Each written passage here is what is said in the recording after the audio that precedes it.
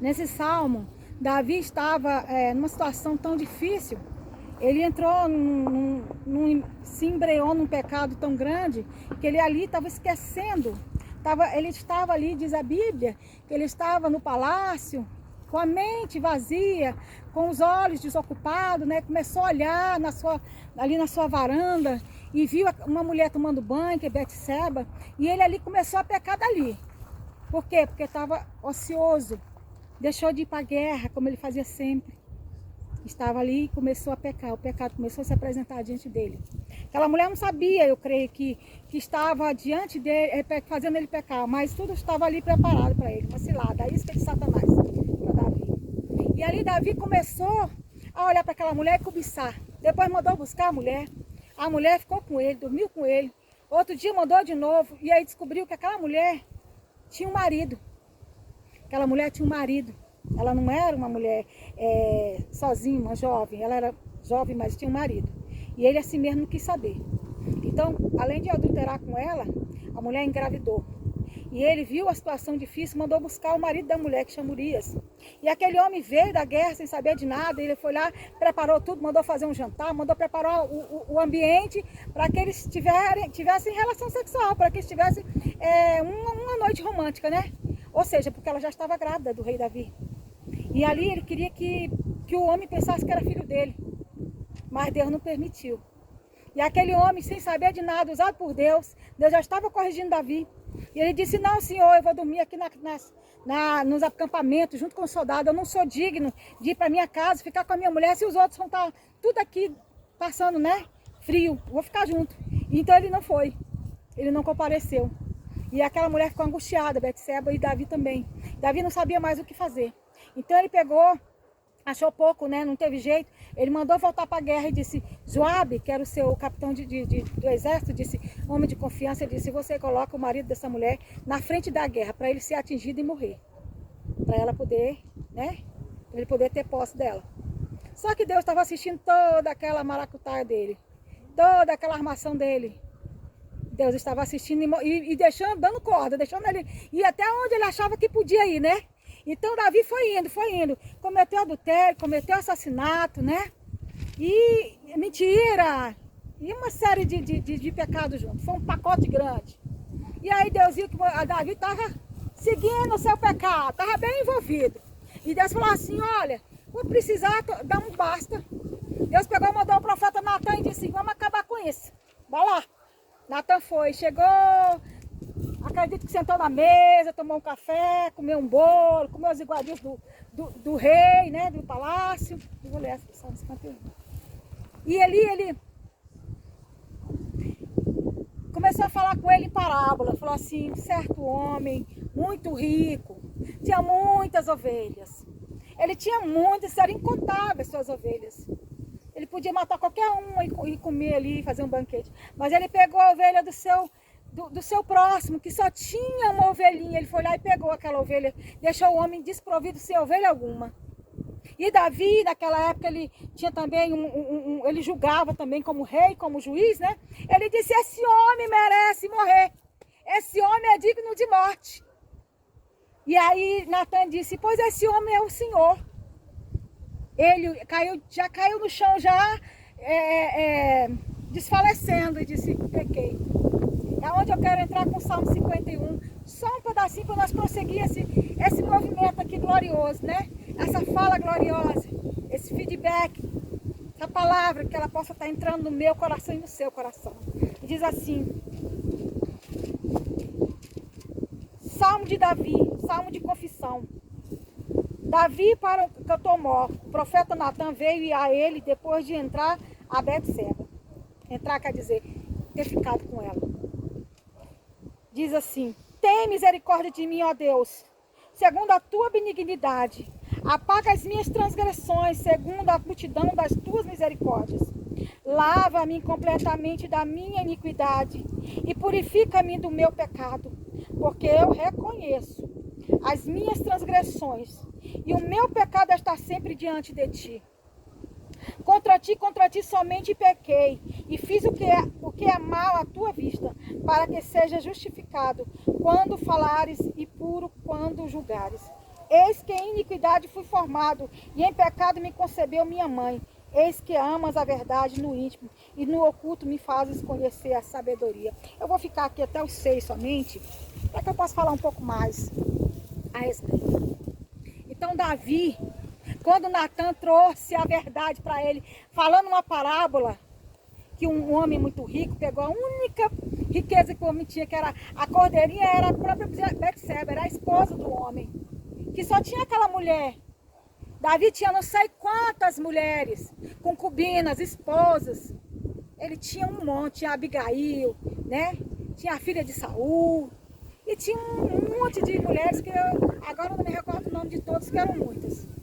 E ele podia ter quem ele quisesse que fosse livre. Mas ele escolheu aquela que era proibida. Não escolha o que é proibido. Naquele momento, Davi se prostrou no chão, reconheceu o seu pecado, não tinha mais argumento, ele ficou ali sem poder argumentar. Ele disse, pequei contra ti, somente contra ti pequei. Então ele disse, eu reconheço meus pecados e minhas transgressões. Ele sabia que ele tinha sentenciado a ele próprio à morte.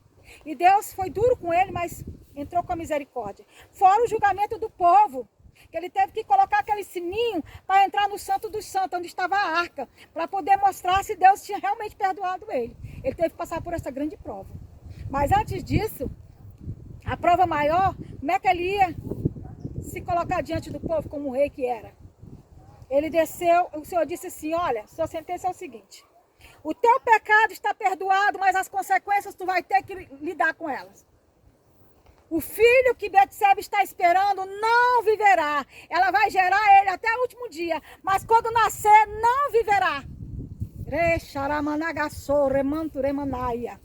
E Davi lidando com aquilo, sabia que Deus era verdadeiro. Mas Davi conhecia, porque a palavra diz que Davi era segundo o coração de Deus.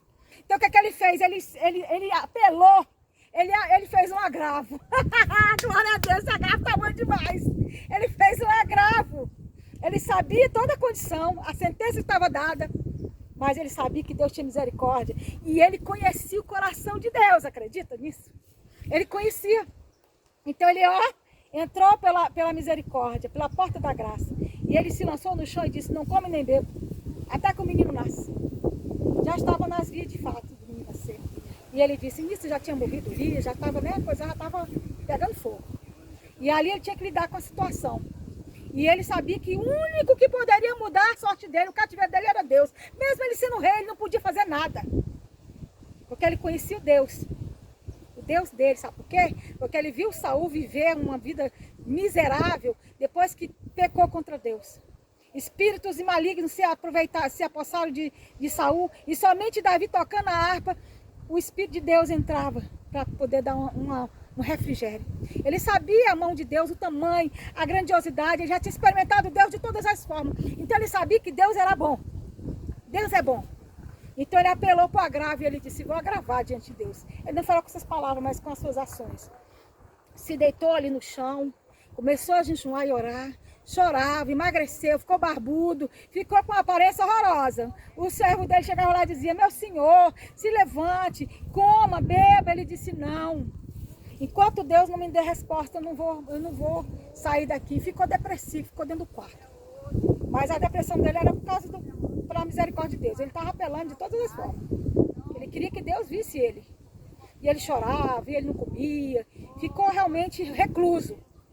Não vestiu as vestes reais, ficou de pano de saco. Ele ficou ali no estado que Deus esperava dele. Mas Deus tinha dado uma sentença e queria provar para Davi e para as pessoas que soubessem dessa história que ele é Deus, que perdoa o pecado, mas não tira a consequência. Quantas pessoas pecam e acham, não, Deus perdoa, Deus é bonzinho. Consequência, você tem que andar com ela. São as marcas. Deus, quando teve um encontro com Jacó, que ele guerreou com Jacó, ele marcou Jacó na perna, para que Jacó nunca esquecesse. E aquele foi o encontro que ele teve. Até então Jacó não tinha encontro nenhum com Deus. Mas aquele dia o encontro foi formal. E assim foi Davi. E Davi, tratado ali, naquela situação, quando o menino nasce, aí ele apela, ficou 7 dias. Ele disse, opa, Deus não vai matar. Quando ele pensou que não, o menino morre. Deus matou o menino. Quando Deus matou o menino, ele disse, traga um banquete. Tomou banho, fez a barba, se vestiu e todo mundo não entendeu nada. Mas, Senhor, enquanto o menino vivia, tu não comia. Agora o menino morreu e tu come? Ele disse, porque eu estava esperando a misericórdia de Deus. Quem sabe Deus não apelaria, não pegaria o meu apelo e não faria alguma coisa a respeito? Só que Deus, não é que ele não teve misericórdia, ele precisava ensinar Davi uma lição. Ele teve misericórdia que deixou Davi viver. Ele deu a chance e fez com que o povo perdoasse Davi. Que aquela situação era para apedrejar aquela mulher. Mas Deus não permitiu. Mas ele pagou um alto preço. Ele teve que passar na prova de Deus, na prova dos homens. E ali ele entrou naquele cenáculo, ele entrou no Santo dos Santos, diante da arca. Deus mandou que ele entrasse, amarraram um sininho e uma corda, porque se ele morresse, caísse duro ali, se tivesse ainda, Deus não tivesse perdoado ele, a prova para os homens era que se Deus não tivesse perdoado ele, ele morria ali. Mas se ele saísse vivo, Deus tinha perdoado ele. Essa era a prova. Então ele passou por essa prova, os homens também. E ele entrou, foi até a arca, saiu e não morreu. Então o povo entendeu e o povo teve que engolir a situação. Eles estavam todo mundo com a pedra na mão já para matar Betseba. Mas o Senhor fez ao contrário. E Deus honrou Davi, não por causa do seu pecado, mas por causa da sua condição de arrependimento. O Senhor disse que tem jeito para o seu arrependimento. Tem jeito para você. Não importa se você matou, roubou, se você mentiu, se você caluniou, se você fez e aconteceu. Não importa qual foi o seu pecado. Se você se arrepender, como Davi se arrependeu, Deus pode mudar o seu cativeiro. Deus mudou o cativeiro de Davi. E Davi apelou com Deus o agravo, fez o agravo, disse, eu sei que o Senhor é cheio de misericórdia. Eu fui formado, minha mãe me concebeu em pecado. Porque dizem, eu não sei a certeza, né? Mas dizem que Davi tinha uma aparência diferente. Dizem que Davi não era filho da mãe, da esposa de Jessé. Era de Jessé com uma outra pessoa. A gente não sabe se isso era verdade. Mas tudo contribui para isso, porque Davi, ele não ficava com os outros irmãos, ele era excluído, ele era o cuidador dos bichos, das ovelhas. E naquela época, quem cuidava de ovelhas, de bichos, eram os servos, não os filhos. Mas Davi, ele tinha esse lado, mas Deus escolheu Davi por causa da essência do coração. Não foi por causa da aparência. A Bíblia diz que ele era menorzinho, que ele era ruivo, que os irmãos eram robustos. É tanto que quando Samuel foi para ungir, um dos filhos de Jessé, ele começou a olhar o Eliabe, começou a olhar os outros, viu tudo bonito, todo mundo lindo. E Deus falou, ó, eu não olho para a casca não, eu olho para o interior, eu olho para o coração, eu olho para as atitudes, eu olho para a essência do homem. Eu não olho se ele está bonito, terno ou sem terno. Eu não olho para as roupas, eu não olho para a aparência vestida. Eu olho para o que ele é. Então só Deus pode sondar coração. E Davi foi escolhido. E a Bíblia diz que era o único homem segundo o coração de Deus. Mas ele também pecou. Ele também errou.